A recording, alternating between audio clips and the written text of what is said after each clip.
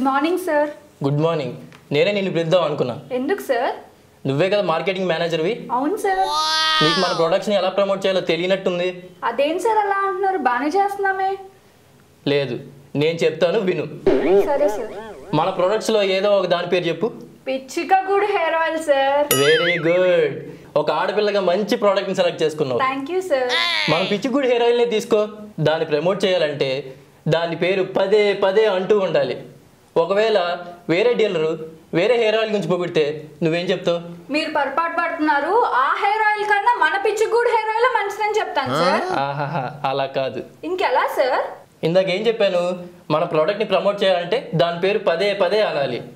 ఉదాహరణకి మన పిచ్చిగుడ్ హెయిర్ ఆయిల్ని తీసుకో. పిచ్చిగుడ్ హెయిర్ ఆయిల్ చాలా మంచిది. పిచ్చిగుడ్ హెయిర్ ఆయిల్ వల్ల జుట్టు ఊడదు. పిచ్చిగుడ్ హెయిర్ ఆయిల్ వల్ల జుట్టు తలబడదు. పిచ్చిగుడ్ హెయిర్ ఆయిల్ వల్ల జుట్టు చిక్కుపడదు. పిచ్చిగుడ్ హెయిర్ ఆయిల్ వల్ల జుట్టు షైనింగ్ అవుతుంది. చూసావా? పిచ్చిగుడ్ హెయిర్ ఆయిల్ ప్రమోట్ చేయడానికి దాని పేరు ఎన్నిసార్లు వాడానో అర్థమైందా? చాలా బాగా అర్థమైంది సార్. అవును, ఎందుకు నువ్వు ఇక్కడికి ఎందుకు వచ్చావు? Salary hike, salary hike, salary hike, salary hike, salary hike.